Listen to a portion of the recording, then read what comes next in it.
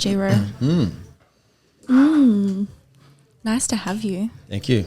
Thanks for coming. Thanks so much, JC. As soon as record hits, I always go so quiet. Josie immediately gets so like Have mute. we told you about Tracy Grimshaw? My alter Oh ego. my God. I feel like That's your alter ego is Tracy as soon Grimshaw? as the Yes. record button gets hit, I become a news presenter, and I don't know how to act like a normal. Let's run with that. I Good cop, hate bad it. cop. I need to. Last phase podcast, I thought I was finally out of it, and then we listened to it back, and I was like, "Why am I talking like that?" Why did I say can't we'll help get it. back to you after the break? Why am I saying that?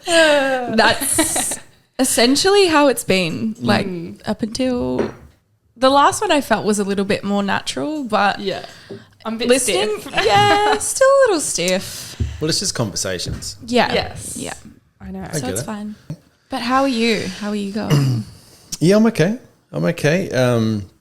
Life's busy, obviously, just being a working adult with a family. So, when I catch up with people, it's like, hey, how you been? What's new? It's like, well, I've been absolutely flat out with nothing more to show for it than a house and kids and a wife that's alive, and a job to go to. It's just busy. Yeah. Life's busy. It's good busy. I need to be busy, but at the same time, when it's overwhelmingly constantly busy, you're like, okay, Yeah. Yeah. let's You take need some a time out. break. Yeah. But that's life. What do you feel overwhelmed with at the moment? Oh, okay. We're going there. That deep. Straight in. I'll be honest, overwhelmed. Obviously, I know you guys through a career change. To be honest, I struggle every day with the career change. I think a lot of that is just dad dialogue, just inner dialogue of being hard on myself since I was a kid. But that's why I have unrealistically high expectations for myself and those that I love, and also why I'm a nightmare to live with. So I think most of my day is thinking, am I doing enough? Did I do good enough? Am I a good enough dad? Did I do my job today? And am I happy? And people who I love, are they happy? So that's like, I don't know if it's dad guilt or that's just dad dialogue or whether or not that's just me. That's my everyday, all day, every day. It's a lot of pressure. It's a stupid amount of pressure. I don't know when it started. Have no idea when it started. I think probably mid-teens, late teens. I've always been hard on myself. And you know what?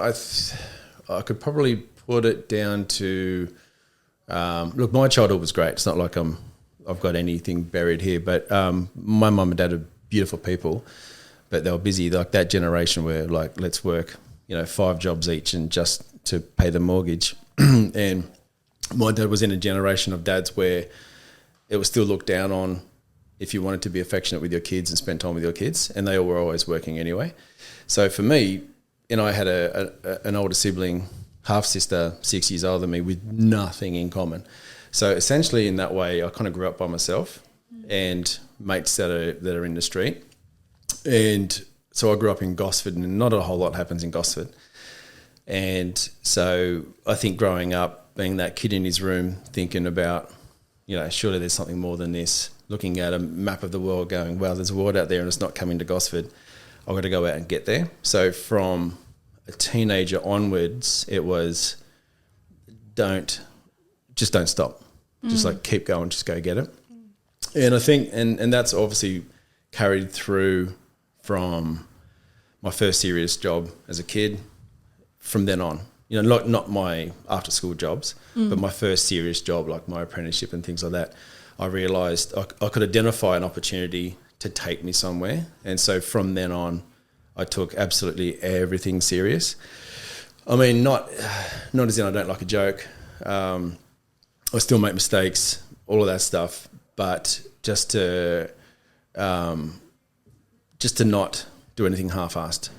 Like if you're going to do anything, do it intentionally. Yeah. Like and for me now, like I still live by it. Like I want people to see my footsteps. Like I want to see my imprint and my mark on people and my mark on my own life. So yeah, I think that high standard started way back then. Yeah. And it carries through now, and it's probably unfair now because there's no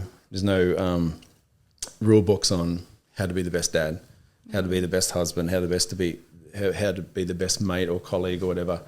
But yeah, the self pressure is there, but the self pressure also doesn't help all the time. It keeps me accountable, but it's also like, come on, mate, give yourself a break. Yeah. It's an odd motivator, but it's also, it can be on the opposite end of the spectrum. It can be unhealthy. Yeah. And I think because the support I had growing up was there in a way of whatever you decide will support you, which is great, right? It's not a direction.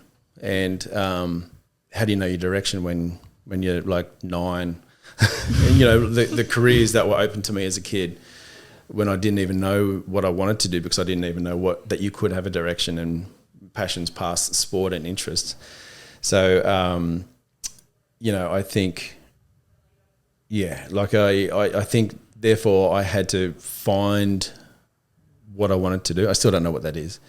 But I knew basically when I realised I really had to choose, I just chose what was in front of me, saw what I was good at and just nailed it. Yeah. Then just like try to nail everything I do. Yeah. And going back, I guess, to your career change, can you tell people a little bit about what you did before? So since 19, I was in the horticulture industry. So for 25 years in the horticulture industry, starting out as apprentice horticulturalist for the Royal Botanic Garden, Sydney, which that was the job that I got and went, wow, this is an opportunity here. And fortunately, I just missed out on an apprenticeship with Gosford Council, where my uncles still work. Love them, but people in Gosford grow up and stay in Gosford, and they become Gosford, and that's fine if that's what you want. I just knew that was not me, and so luckily I missed out on that apprenticeship. But then I got an interview for an apprenticeship with the Royal Botanic Gardens, got that one. And I realised that, wow, I'm actually working with doctors and botanists and like just professors in their craft, and working with people that were so much smarter than me and so passionate about it. And it was about something that I thought growing up, well, that's really nerdy to really care about that stuff. And this is coming from, I was an outdoors kid. I was a bushwalker. I was an animal catcher. I was always outside, up a tree or in a creek or just in the bush, doing illegal things. And then but to land that job, I was like, wow, it's actually okay to be a nerd. And I was actually good at it. And I think within my first 3 months of that apprenticeship, I worked in Government House in New South Wales, which is the oldest garden in Australian history. So I was there for 3 months working under this guy from Germany who used to run, manage and curate castles in Germany. Wow. And he just took me under his wing and started pointing a few things out, like just the intention he had in his work in gardening, just so when the Queen, the Prince, whoever royals, when they visit or the Governor walks through their garden, they can actually notice it, which is you know, historical horticulture. That's all it was, yeah, you have this massive castle, but show us your garden, show us your yard, show us your property, where are your deers, you know? So for me I really got an eye-opener into what is Victorian and Georgian and historical horticulture in my first 3 months. Wow. For a kid who's been from Gosford, had been to Sydney 3 times in his life prior to that. And so then I realised, wow, this is actually an opportunity here. And I went to TAFE with the 3 kids who got that Gosford apprenticeship and just realised how much more I knew that they didn't. Just because of, we're learning the same textbooks, but I'm asking different questions. I'm walking back to the smoko room past rare African bulbs.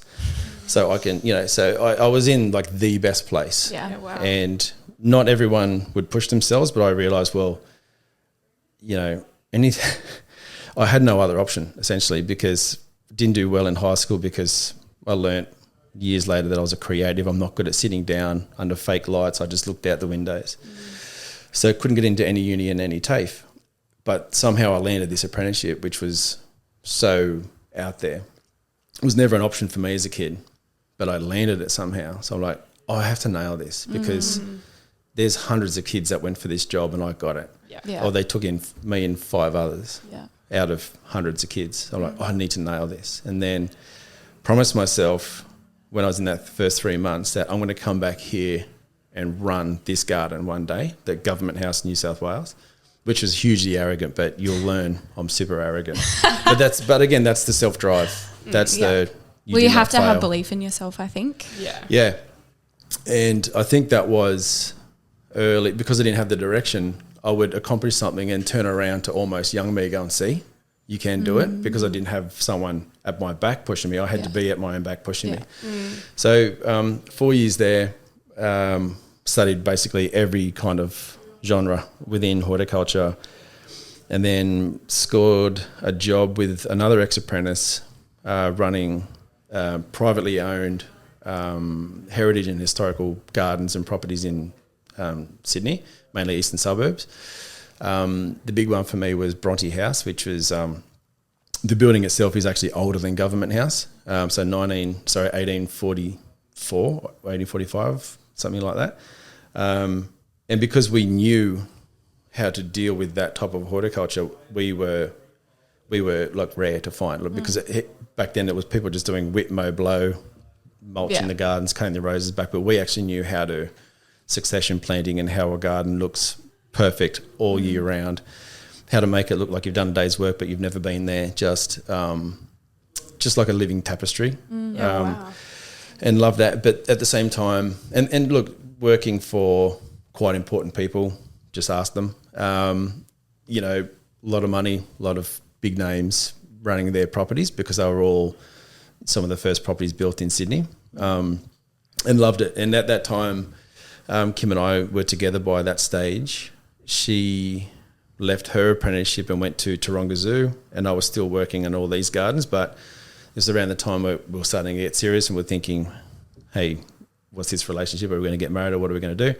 She actually went back to the Botanic Gardens, and we were traveling the world doing all this and going back to, I'd never take a back step, but if this isn't really a back step, but if I do, it has to be for a good reason. And this one was, well, I left here as an apprentice. I'm going to go back there. It was 7 years. I'm going to go back there and show everyone how good I am right now. Again, that arrogance. No one ever doubted me, but I want to go back and see, look, how do you like me now? Yeah. And also state government, hey, they give you holidays and 9-day fortnights and all that stuff, so I could still travel. So 4 weeks a year would just go to America for 4 years. Sorry, 1 year, a month every year.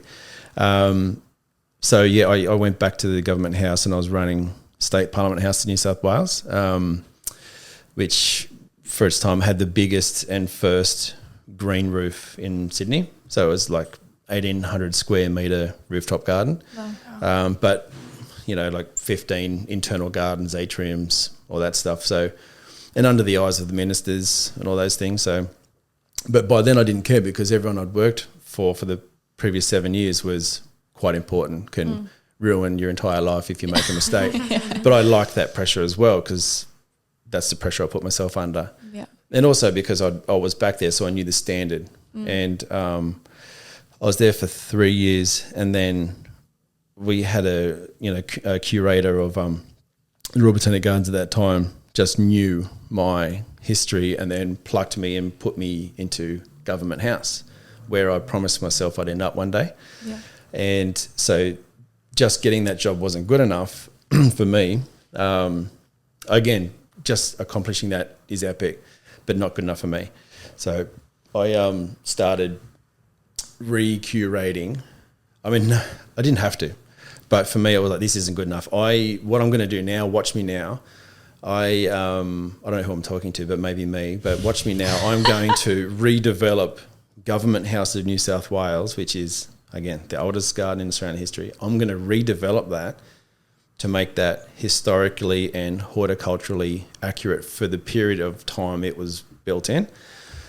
Didn't have to. Wow. But I just wanted to. And because that's what I was studying. I'm like, whatever's in front of me, I want to be good at. So I'm in this garden, 1840s garden, then I'm going to nail it. It's going to look like we're in 1840s. Oh, wow. Because all the plantings are facing for the governor to see the fleet come through the Sydney Heads. So that's the heritage I'm working with here.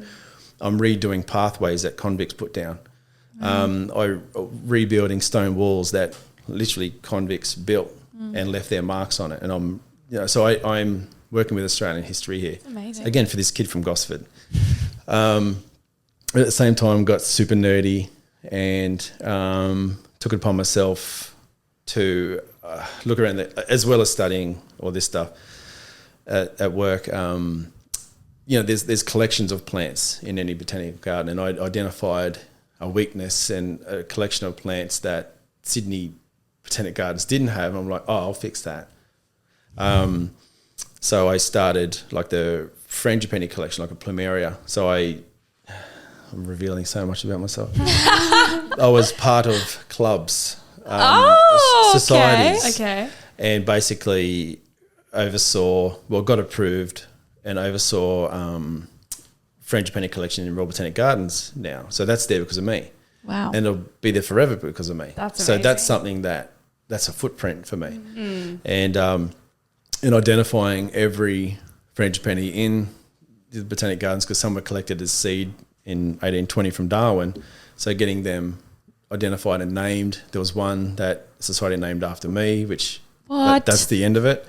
But so that's how deep I just involved myself, because I'm like, well, why would you not? Like, I just don't see the point of having an opportunity and not nailing it. Like, to walk away from that and go, I never did this, I never did that. I always say, it's a bit macabre, but if you got diagnosed with something and got told you had 6 months to live, would you be happy because you've lived your life? I'd be devastated because I've got so much more to do. So I was like, I'm going to exhaust everything I can while I'm here. Yeah. So that wasn't good enough. And I was awarded a scholarship from the Friends of the Botanic Gardens to go to England and study heritage and historical gardens and castles, just live over there for a while. Because I was awarded that because that's what I was doing. And I'm like, watch me, I'll nail this. But at the same time, so when I was back there for those 7 years, back at the Botanic Gardens, I was always like a mentor. I always had apprentices. Always, I guess not everyone can be a mentor. You're a mentor when people see that in you and come to you for that, and then they go, "You're my mentor." I'm like, okay, I guess I'm a mentor. So I always had apprentices, for good and bad. If they were bad, I told them. If they were great, I pushed them. If they were bad and I tried to make them good and there was nothing in there, I just got them fired. Because of the standard, like, why would you be here? Why would you wake up in the morning when your day didn't count? Like, I don't get that.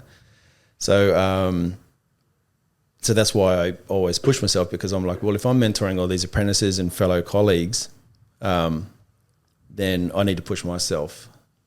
Actions speak louder than words. So, and I was there, happy doing that. And then I knew a few people in the TV industry, because obviously,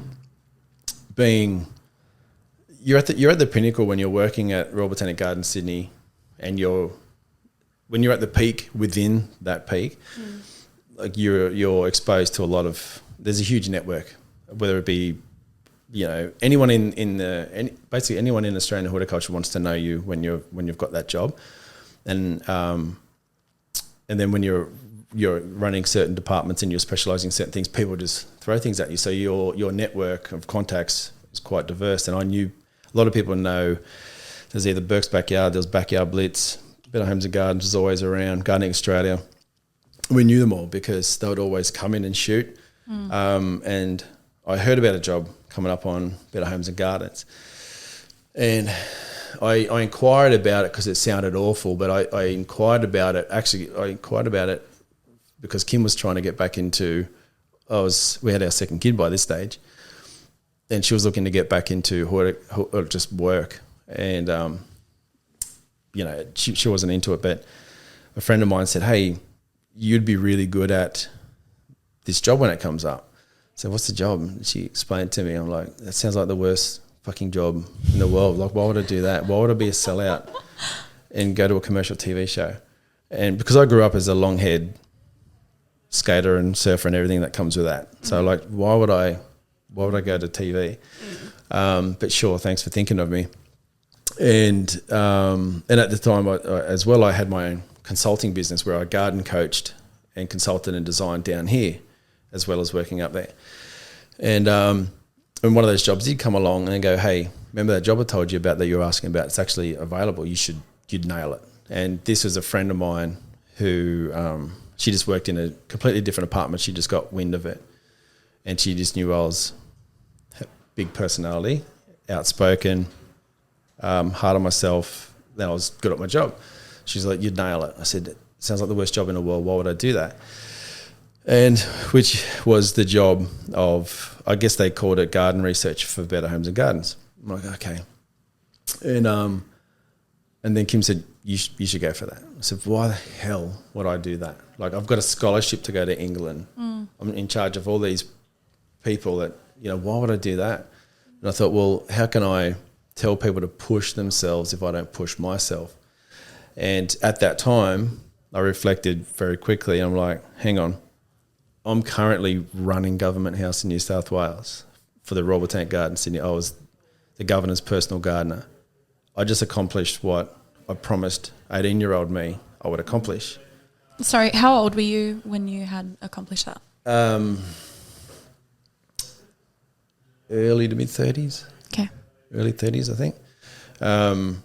So I was like, okay, well, I just ticked off a massive promise to myself. Maybe it is time to go get really uncomfortable again. So I rang up and I did not care about TV at all. I thought it was just commercialism and I just hated it. Again, because I was just this long-haired kid, growing up. So I rang and she's like, my friend, and she was like, oh, I don't know what to tell you. Like, you need to speak to the producer. And I didn't know at the time. She put me on to the top producer of the show. And I still didn't care. And they were, I didn't know this, but they were flying people in to go for it, this job. And I just rang and was, hey, mate, Grahame here. Just a quick question about your job you got going. I don't want it, but I just want to know about it. Here's my CV. And he's like, wow, after 5 minutes of me telling him what I do and what I'm currently doing, he's like, wow, why are you leaving that job? I said, I'm not, mate. I'm interviewing you about your job and whether or not I want to go for it. He's like, right, okay, well, this is the job, and basically explained what the duties are. And I said, oh, that's funny. You just basically described what I do on the side. I do garden consulting and coaching and all that stuff on the side. He's like, right, are you even remotely interested in this job? I said, no, but I owe you enough respect to meet you in person to discuss it. And he's like, wow. And because I just didn't care. And because I was so confident with what I've already accomplished. So I'm like, well, you would have been at that point, yes. Yeah. Yeah. And so they're like, okay, can you come in for an interview next Tuesday? I'm like, no, I work. He said, oh, everyone's doing interviews on Tuesday. I said, well, I'm not everyone else. I got a job. I can do Wednesday. He's like, can you do 3 o'clock? I said, absolutely not. I'll do 5. He's like, yep, we can stay behind for that one. I said, that's fine. And I went there, walked into the studio. I was like, okay, what the hell am I doing in TV studio? I sat down there, and one of my colleagues interviewed me with this big producer, and I knew they liked me because I was there for an hour and a half. And I'm obviously a talker, but they were doing most of the talking, but they were just throwing scenarios at me, like issues. They're like, okay, Grahame, look, you've got a shady area under some trees. Name 10 plants that will grow there. I'm like, you fucking serious? I'll give you 50. And just went bang, bang, bang, bang, bang, bang, bang, bang. I'm like, are you specifically talking about winter or cold climates or like subtropical climates or whatever? He's like, I'm going to pick one, subtropical, bang, bang, bang, bang. He's like, okay, cool. Now you've got like this little courtyard, what could you do to flip that? I'm like, really? Okay. And just went, I'd do this, and rah, and they were just sitting there like, oh, this guy actually knows his shit. Yeah. Wow. I said, yeah, look, don't, like, I said, don't worry, just let's not waste any more time here. And then he just looked down, and it was the most dishonest I've ever seen him. He looks down at his shoe and he said, look, you won't hear from us anytime soon. We're still interviewing a whole lot of people. I'm like, that's fine, break a leg, mate. I don't even want the job. He's like, yeah, no, I know that, but listen, well, you'll hear from us soon. And then the next day there was a job offer. Here's the rate. Here's your start date. What do you think? I said, absolutely not. That's the same money I'm on. Give me a car, and I can't start until this date. And they went, right. Let's put that aside. We'll give you a car. We'll come up in money, and they want to put you on a trial day on set. I'm like, okay, sure. They said, can you do next Tuesday? I said, no. They said, oh, what other days can you do? I said, maybe give you Thursday because I need to drop my son at daycare. Then I might be able to drive up. They're like, okay, yeah. Playing hard to get, Graham. And they're like, oh, we can move a shoot day around to get you there. I said, yeah, that's, yeah. They moved a shoot day around. I wonder how much money that cost them. It's easier than you think. And so, yeah, and I drove up to Ryde, went to Jason Hodges' house. They were doing a shoot there, just a small shoot.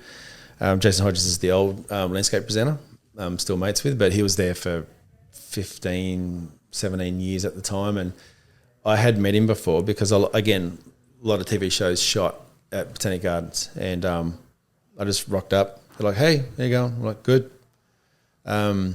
He's like, hey, Jason, nice to meet you. I'm like, hey, mate, Grahame, nice to meet you. I think we've met before. He's like, yeah, I think I remember you. And that was fine.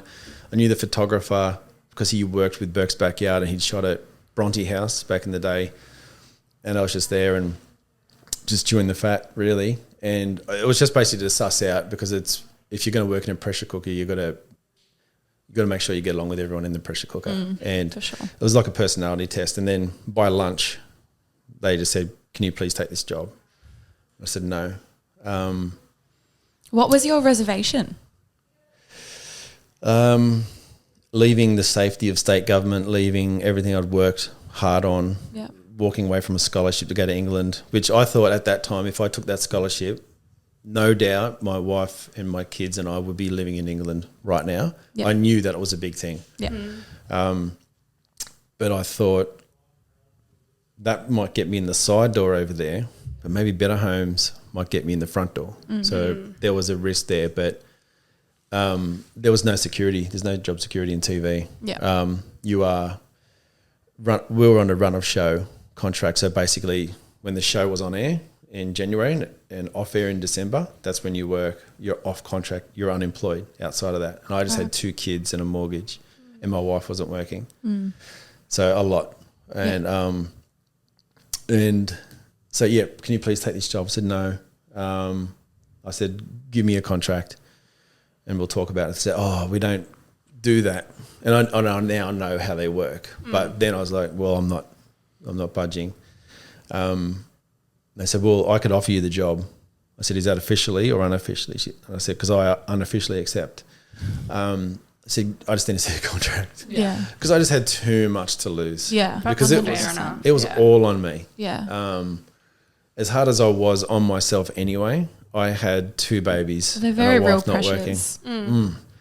And they called me the next day and said, I can formally offer you the job. I said, well, give me the contract and we'll talk. They finally got a contract to me the next week. And after many sleepless nights, I signed and told everyone that I was leaving. Let the governor's staff know that I was leaving. Let the scholarship people know that I was no longer taking the scholarship. Wow. And I left to go to TV. Wow. And couple of the hardest years of my life going into TV, because it's forget everything you know about running a garden or a little project. You add a TV camera crew there and timelines and deadlines. Like literally your deadline is what have you got on TV this Friday night? Yeah. The show literally does go on. Yeah. And very uncomfortable. Try to leave for the first 2.5 years, try to leave at any opportunity. It's like, what have I done? What have I done? Kind of what I'm thinking now. And because of my history in horticulture and landscaping, I could actually work for the landscape presenter and the garden presenter.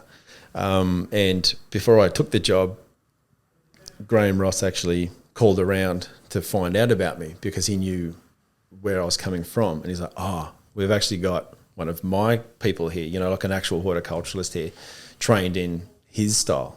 Because he's like the lord of the garden industry in my eyes. And that was the other reason. Is like, I get to work in front of Grahame Ross. Like, that was it. Like, Grahame Ross is the garden industry in Australia for me. There's obviously a lot of other keys, but he's one of those names that is responsible for so many things. So I could work with both of them.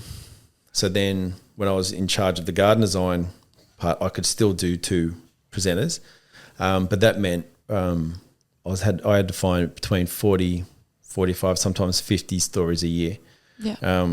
In the space of, I don't know, maybe 40. Well, yeah, I guess it was a story a week essentially, but sometimes 2 a week. But because remember, over Christmas and summer I'm unemployed. So before every Christmas break, I had to have eight segments shot, ready to go live next year. So only when I got gifted that, or I kind of weaseled my way in there, then I'm like, now watch me go. And I think when I first started, like, a lot of my friends in the industry could tell the change in the style of the show, because that's the biggest.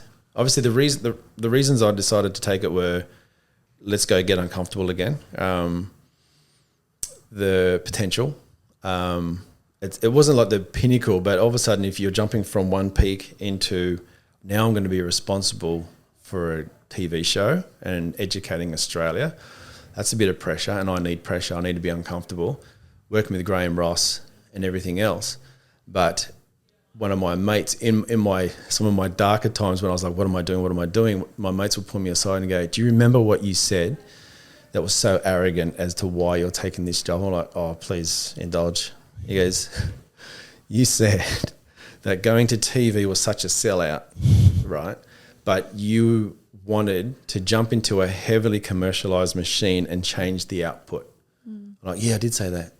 He goes, and you have, because we can tell your jobs. And then once I got control over the designs and all that stuff and a few other stories, it was obvious. The garden started looking different. I'm like, ooh, that helps my arrogance, because I told myself I was going to change a TV show in my own way. Obviously, had no sway over anything else, but all of a sudden the builder was involved, and we're doing like these massive builds and this and that, and everything I did, even if it was like, hey, how to hide your auto bins, it was still the best option I can think of to hide your auto bins. It wasn't just, my intention was obvious in everything I did. But then I got some huge opportunities as well. Like if working for a TV show to prove myself, and, you know, like if I done your garden, it's up to you guys. Do you like it? Great. But to come up with a design and an angle and a finished product that 1 million viewers will then watch on Friday. And by this stage, social media was picking up. I think that, I don't know how many followers on Facebook and Instagram they had. Like, let's just say another 1 million combined followers, then 2 million readership, because everything I did got put into a magazine, and then there's reruns and everything else. So I'm like, that's massive. Whoa, okay. Bit of pressure here. Creatively, how did you go with that? Loved it. Yeah. Best job I've ever had. Yeah. But it wasn't until again, it was a realization of, I'm kind of good at this, and I fed off the energy of being under pressure, being really good at it, because it was an incredibly hard job. But when you're excellent at a really hard job, you just feed off the adrenaline. Yeah. And would never accept help, only when I really needed it, or where I worked myself sick. Because the first year I worked so hard, I needed surgery on my back, so I couldn't work for another couple of months in there. But I'm like, after that, I'm like, get out of my way, watch me. And just loved it. You know, I would just be, you know, again, I had to come up with an idea that was different every single week and different to the past 3 years, because we don't like to repeat ourselves. So I would come up with the themes, find, approve the locations, come up with a design, pitch it to the presenter, pitch it to the producers, and pull it all together, project manage, and pretty much be a director on set as well for my own things, because it was essentially the easiest way to break it down is cameraman shoots my stories, presenter presents my stories. So you are content, but everyone else is the face of it. You are the hands and back and everything. And I just love that. And just sitting down, drawing, coming up, pulling together all my contacts. You know, I can pull a story out of nowhere in 2 hours and I can shoot it in 2 days. That's just ridiculous. Like incredible. It's unfair because it's probably one of the most creative jobs that I can think of in the world where it's almost like a massive corporation, which is Channel 7, pays you and puts you in a box and says, just go be a firefly. Yeah. Give us your wildest things that you can possibly do. And this corporation is paying you. And you're like, and you get a car and you get steady income. Just be fantastic. Go.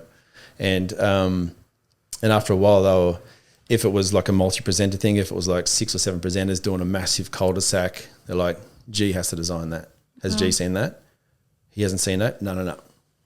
Do you approve this? Do you approve that? Yep. And I'll just run the whole thing. Even when other things were slightly crossing over my section, they're like, has G approved that? I'm like, I'll just sit down and just like steady the ship and approve basically what goes to TV. And just to have that absolute, not power, but influence. Well, you were valued. Your opinion was valued. Man. Yeah. You know, like we did this because so many people watch you. Like for the first time in my life, someone was harder on me than me. So that was perfect for me.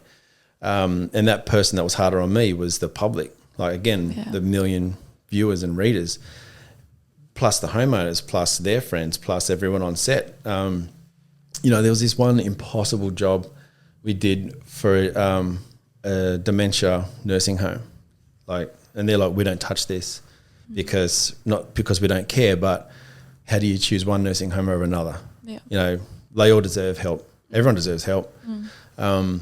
But we did this dementia nursing home. So I had to be, I was filming no surprises, but I was filming a Frangipani segment with Grahame up on Ballina in the Gold Coast. And they just approved this dementia nursing home. They're like, we're going to fly you down and you're going to go up there and you're going to meet with the bosses tomorrow. I'm like, sick. This is everything I love. Just no preparation, just like wing it. And we met with them and I realised that, okay, this is going to be one of the biggest shows of the year for this TV show. And it's the most important because I'm dealing with people's mental and emotional health. And I have to nail it. Like, imagine doing the wrong garden for kids' cancer hospital. Imagine just putting some flowers in and some mulch down. Like, I had to nail this because, you know, the challenge of a dementia garden is obviously how healthy it is to just be out in the garden with the sun, smelling, looking. But the challenge of this one was everyone in that nursing home wakes up and is seeing that garden for the first time every single day. Sometimes when they go back to their room, they come back out after lunch, they've never seen that garden before. And they need to get out there. How do you get them out there? So I had to nail this. 3 presenters, pouring concrete in the rain. It was giant. And then I was always worried, did I do a good enough job? And then the last day of filming, I don't know how high up it was with Hammond Care, if I can mention them, Hammond Care, which are big dementia nursing homes, like amazing company. Some head guys were there and they're like, oh, Grahame, these guys would like to meet you. Like, hey, who are you? I'm busy. And they're like, oh, I'm so-and-so and so-and-so. I'm like, oh, right, the real deal. Sorry, sir, nice to meet you. And they're like, oh, can we talk after this? I'm like, yeah, what about? And they said, we'd like you to work along with Hammond Care, if that's okay. We're so impressed with this. We would like to see if you'd like to redesign every single dementia nursing home in Australia for us. And I'm going, oh, so I did a good job. And they're like, this is phenomenal. That's great. Incredible. And look, it didn't turn out because there's not 5 of me, but sat with the Dementia Centre, who also said, look, as well as redesigning every nursing home that we have on the East Coast, because I don't think they were over West Coast. But they said, we're going to start an international design school for people to fly in, learn from us how to build dementia-specific nursing homes. And we want you to teach the gardening design element of it. I'm like, wow. Yeah. If you offered me a full-time job, it would be easier, because I've got 2 kids. I'm already doing Better Homes and Gardens, which was like an 8-day-a-week job, it seemed, and I want to do it. So that's where opportunities presented like more challenges to you, but you can't do everything. No, but it was also something that I was seeing the fruits of me being so goddamn hard on myself were paying off. Like, oh, this is how good I can be. Again, always looking over my shoulders and see, told you I would get here. You know, just I told you I'd go. I told you, you know, how do you like me now? But then, next week we'll be back to hiding the bins, or, you know, how to do a nice driveway. But it was nice just to educate people with my ideas. And it was the most creative job I'll ever have. I can't imagine any other job being that creative, unless you're just like an artist that's struggling and living in a warehouse somewhere. But to be that creative as a father with a mortgage and full-time pay, that was ridiculous. You know, and there's not a whole lot of garden designers for TV shows in Australia. So I also knew there's only a couple of me. But at the same time, also acutely aware, the longer I stayed there, the more in a corner it painted me. Yeah. Because that's a specific set of skills to be able to design and coordinate projects for a TV show in garden design. But again, my network, people who I could reach out, was ridiculous, you know, because everyone wanted to work with you. But I was very aware of, if I stay here long enough, I won't be able to move again, because at the same time, I struggled doing one thing. I struggle staying somewhere for too long. Like, my apprenticeship was 4 years. I did 7 years private industry with all those heritage homes, 7 years combined back in Government House and Parliament House. And then I was getting to 7 years at Better Home. So 7 year itch is a real thing. But I struggle. I need to go next, again, maybe proving it to that kid stuck in his room that we're going all right. And I needed to go. I just know I needed to go because my kids were getting older. My wife said to me one day, if I had a break, I would be sick for 2 weeks because of just running on adrenaline, or my back's playing up again because, I lost my entire left leg and I couldn't hold my kids because I worked so hard that I needed surgery. Yeah. And so Kim's like, everyone else gets the best of you, where you get the rest of you. That would have been so hard to hear. She's like, look at your kids over there. You can't pick them up because you helped that lady in Blacktown with a side path. I'm going, she goes, it's nice to help people. What about your kids? And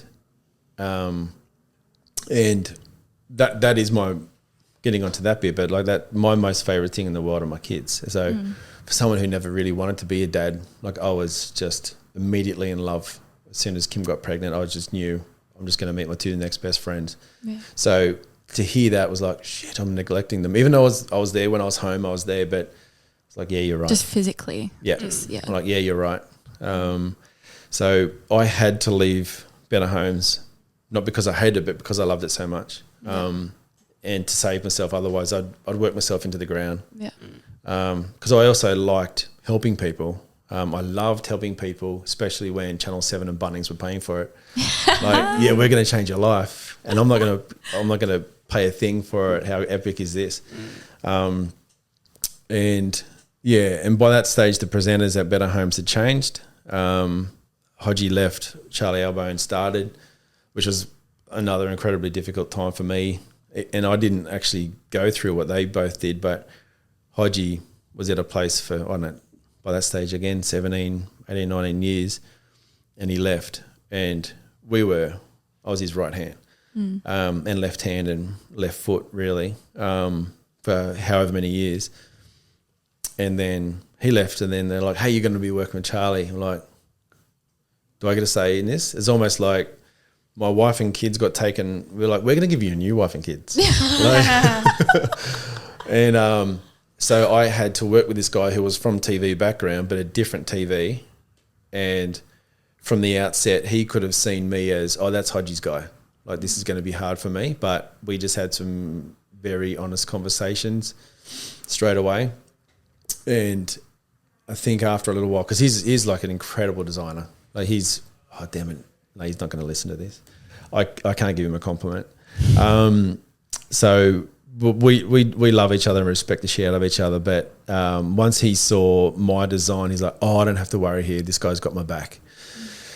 And you know, like in his first year, because he left Selling Houses Australia to show his loyalty and respect, he actually put me forward to Foxtel Lifestyle to be his replacement. Not because he hated me already, but he was like, you would nail this. And so several people, which I won't mention, but they put me forward for his old job, which again was the natural progression from that job was to be in front of the camera, but it was never for me. I don't know. I'm very good at being someone's number two, because off with their head, number two looks good. But no, it's more, I don't know. I was just really good at propping someone up and pushing them and managing them, and being loved and respected for it. So I knew my time was up, and I didn't want to be in front of a camera. And but I didn't know, I didn't know what I wanted to do. I just knew I had to be another, you know, big boy job. Had to get me home for my babies. I call them my babies. They're 11 and 9, but they're my babies. Shut up. It had to be something challenging, had to be something difficult. Again, because I'm too arrogant to take something easy. And had I put my feelers out with all my network, I would have got job offers, but they would have been in Sydney or Melbourne or whatever. I'm like, no, that defeats the purpose of leaving this already hard job, because Better Homes, I had it so good. They're like, halfway through my stint there, they're like, write down on a piece of paper what it's going to cost me to keep you here, because if you leave, the show's fucked. I'm like, no, I know it's fucked, but just make me happy. Just keep me happy. Just make me feel pretty and happy, and I'll stay. So I already had it good. I just knew this just had to be better. Yeah. Had to be better, longevity, easier on my back, easier emotionally. And I didn't know what that was. And I got offered a couple of really good jobs, but then I just wasn't sold on it. And then Troy McNeice from Molenaar McNeice, who had sold our house, and I got along with he and Trev and Danny and a few others so well because of my experience with them. Like, I was staying in touch with them. And then Troy rang me, because it wasn't strange for me and Troy to keep talking. And he called and said, mate, and I knew how good and successful their company was. And he said, mate, we had another meeting last night about expanding it on some key people. And look, I know it's a long shot, but you're my first draft pick. You're the top of my list of people that I would love to recruit. I think you'd nail this. What do you think? I said, why the fuck would I want to do that? Again, back to getting interviewed for Better Homes. I'm like, why would I do that? And I laughed. I said, mate, I'm not a weasel with a gold tooth. I'm too honest to be a real estate agent.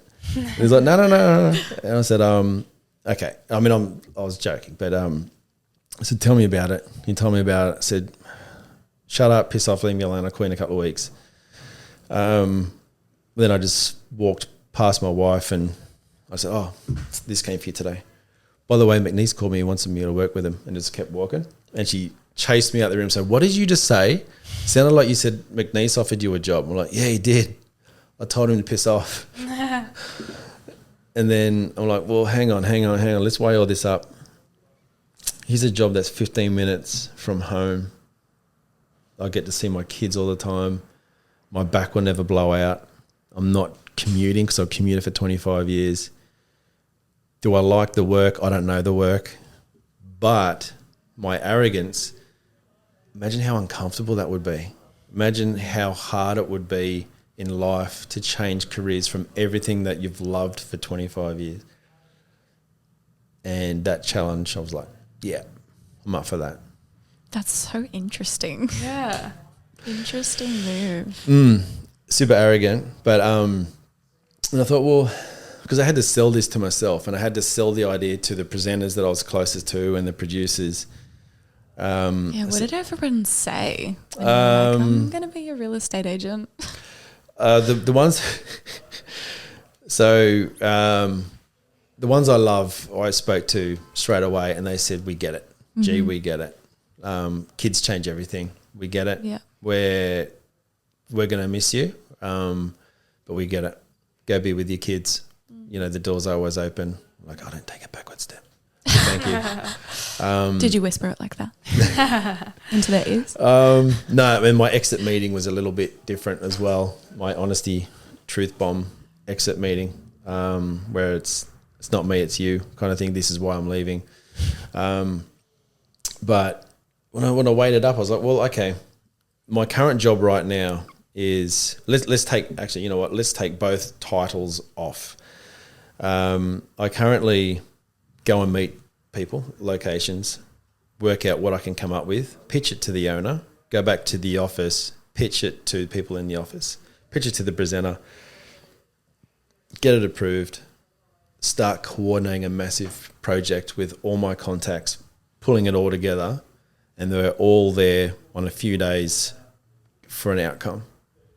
Like, that could be selling a house, or that could be, you know, project manager and gardeners on it for a TV show. I'm like, that's the same. And I get to help people. And the commute's 15 minutes. And I get to see my kids every day before school.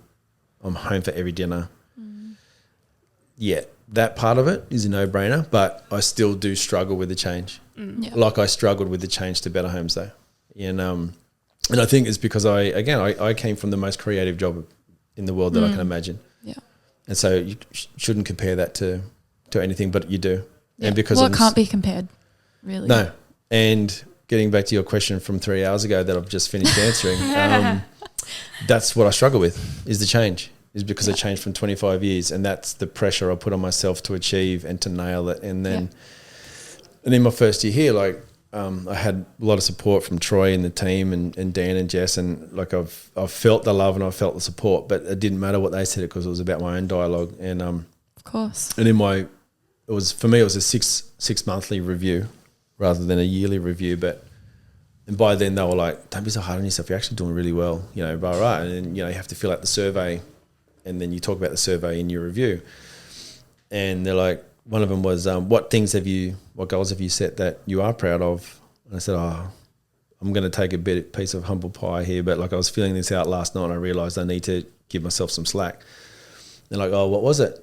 With a smile, because they knew I was stupidly hard on myself. I'm like, well, when I took this job, I promised my kids that although I'm an associate, career change, I have no business being in here, but by 12 months I want to have sold a house, which associates don't usually do within 12 months. Well, that I don't know. I don't have anything to compare to.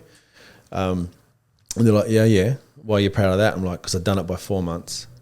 When Troy had to go away with his, you know, childbirth, his wife gave birth to Joshy, and then so he left me in charge, and I sold houses while he was away.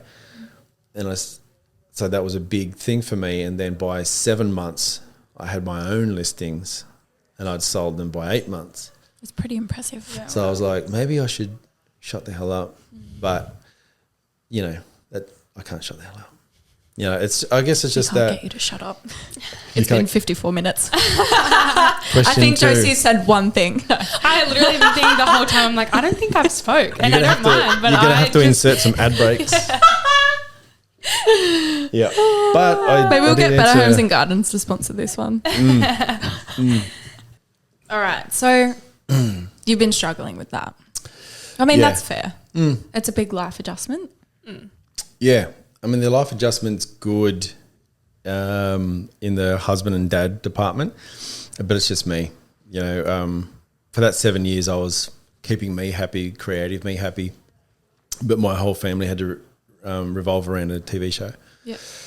So that's changed. Now they don't have to. My wife is retraining. She's studying 3 days a week. My kids have after school activities that I'm there for, and it can only now happen because I'm local. Yeah. So that worked. All those reasons, awesome. the reason to take it to be incredibly uncomfortable works every day. Yeah. So that is there.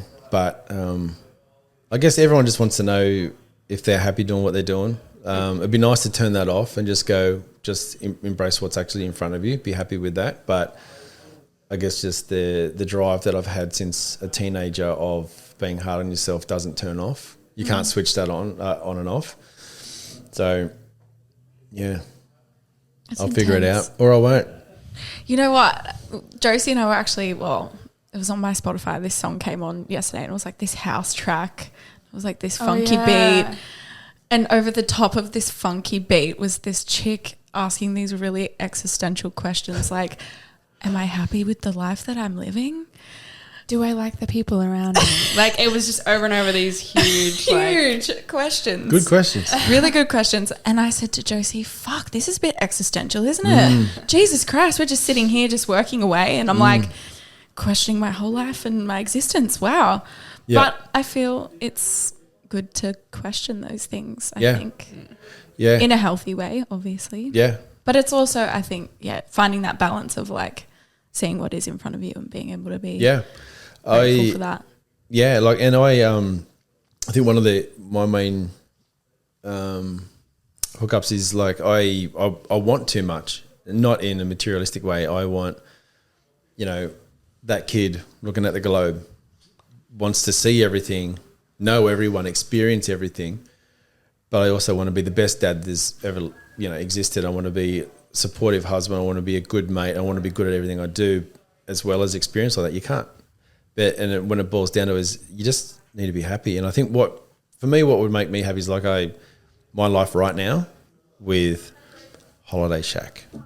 That's all I want, because my priorities have changed now that my kids are older. Because, I don't know, I monitor, I audit myself every day on my dad skills. Mm-hmm. No one else knows. It's just like inner dialogue. Just, did I do this right? Did I say that right? What did I use that wrong word? I used this, or I shouldn't have said that. I should have just hugged them, whatever. But like, I'm super loving, super hands-on with them. But yeah, that's, and what makes me happiest now is just my kids. Like I just, they're just incredible people, and I get to be their dad. Like, I get to raise two people who I just think already now are just so beautiful. I'm in love with. So just a little bit more than that, and to be happy within myself. But I don't think you can have everything. No, that's the bit I'm fighting with either. No. Yeah, I think you just got to be happy within yourself. Happy with what you're doing, knowing that you're trying, knowing that you're giving your best. Just be happy. Yeah. Buy a dog. Go for walks. I mean, it helps that you have built an incredibly beautiful family. Yeah. They're pretty cute. They're very cute. Yeah, they're pretty cute. They're very cute. I want to keep them for a little bit longer. Yeah. They're very cute. Yeah, so that's me. And look, and now to their credit, Molenaar McNeice fully endorse and encourage me to have one foot either side of the fence to keep me happy. Yeah. So I'm still garden designing, come real estate agent. So like I'm the hybrid outdoor expert guy. So I said to him, look, in the interest of keeping me happy and making sense of why I'm here, for 7 years I told Australia what to do with their asset. You have that guy working with you now. How about you use me as a hybrid? Because people will start calling me up before they go to market, what should I do here? And I'm starting to redevelop gardens for people who have sold their houses too. So they fully endorse the weirdness that is me and the uniqueness of having a hybrid agent. So that helps. Yeah. That I'd still, even on my day off on Wednesday, like I draw a design and I'll oversee that over however many months. That keeps me happy. So come here, do my job here, do it well, great, go home, right. Kids don't need me, right, I've got a day off. I'm either going to create something in my backyard, I'm going to draw. Yeah. That's awesome to have that balance and be able to still. I'm super lucky that they support that. But Trev and Troy, when I first met them, said, we see it's incredibly important for you to be yourself. Yeah. So I make sure I'm myself, I think. So I'm still in both worlds. Yeah. Do you think that you will ever let go of? No. I think it's just who you are, I think. Plant boy. Been called worse. No, I don't think so, because I just find so much beauty in gardening. But you know what nature you said in general. before that I love?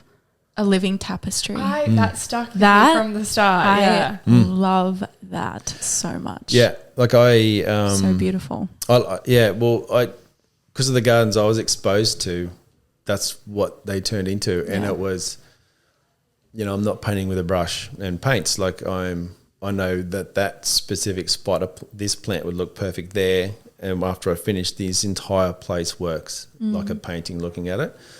And that's what it is. And that's also me as a kid climbing trees out the reserve, going bushwalking, just wanting to be outside. And I teach my kids, gardening teaches you so many things about life. Second chances. Yeah, you do make mistakes, but also the harder you work, the more you get back. Plant the right seed, you get the right fruit.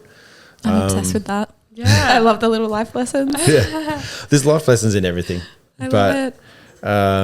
I think that will always be me. Mm-hmm. Yeah. I love it. Well, Grahame, this has been a beautiful conversation. Yeah. Been nice, girls. So Same time next week. I would love that.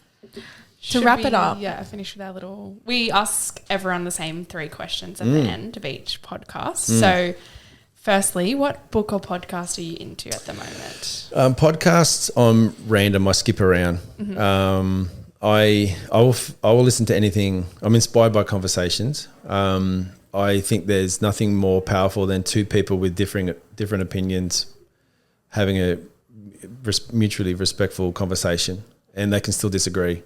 It's just the power in conversation, and power in respect, and just thought. Just like you can drive from here to Brisbane, and I can just listen to a conversation and just be inspired by it. Go, not because I agree with it, but what if I don't agree with it?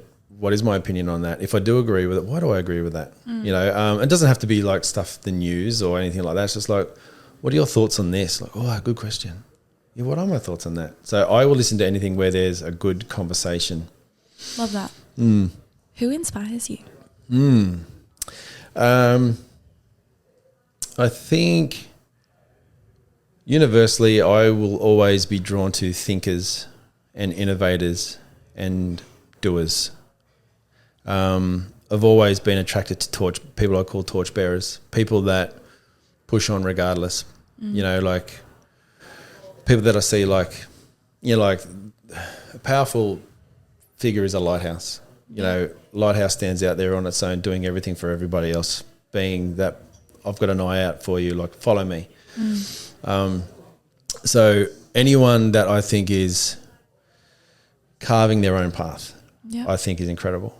And on a personal level, my kids, just because they inspire me to be better. Love that. And what is your favourite quote now? Quotes. You've said a few. I don't have one quote. I think there are, like, I hear myself saying quotes to my kids all the time because I'm teaching them life. And there's little quotes for everything. I don't have one that I stand by, but anytime I'm having a powwow with one of my kids because they've got a problem or they're stuck on something, I always hear myself saying 1,000 like little quotes. And they're all true, like whether or not they're all wives' tales or whatever, or they're passed down, but the ones that resonate with me still stick with me. I haven't got one for you. But yeah, I've said like probably 20 since I've spoken You have to said you. a few. It's just, it's more like principles. Yes. Yeah, Okay. just keep moving. I think the one thing that I really liked was how you said that you want to leave footprints. And at each step, there's like a new footprint. Yep. And I just want to know what's your next footprint that you're going to be laying down. My 2 biggest footprints would be my kids. My previous footprints has been the mark I've left on people. Like every client that I worked for Better Homes. So far in this job, there's a lot of clients that I've helped. My kids who I'm in awe of. I cannot wait to watch their story, but I don't want to fast forward to the end just yet. I just want to keep watching their steps. I wish I knew. And I think that's where I do struggle with the day-to-day stuff now that I've had the change, because I've always been able to see my path. Yeah. Because I had it usually on a whiteboard written for me. This is what the year looks like for the TV show. Here I don't. That's why I'm a little lost. So I think I need to start, carving my own path, because, there are certain elements of this industry, like any industry, that I do reject, just bad reputations of certain people. And then I thought that's what I rejected a lot here, therefore I can't be here. But then I thought, well, there's so much I used to reject on the commercial TV industry. But I promised myself I'm going to be myself within that industry. So I'm like, well, why can't I be myself in any industry? Why can't I just be the hybrid, garden designer, tradie, real estate agent in this industry? So I think for me, I just need to